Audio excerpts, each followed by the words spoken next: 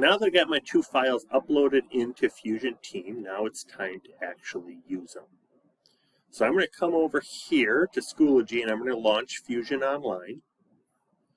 And I'm going to go into Fusion and I'm going to go File, Open.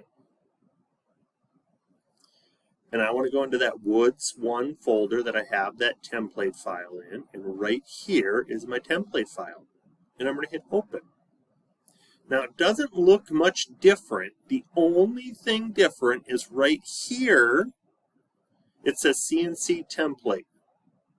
We don't want to wreck a template file, so the first thing we're going to do is go File, Save As, and we're going to name it our initials, and CNC Elk, because that's our project.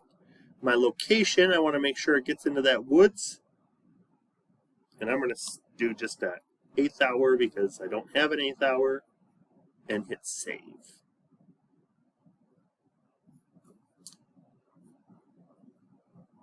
So it's saving. It says check save, change the name up here. I know I'm working on the correct file. So now I can begin my designing.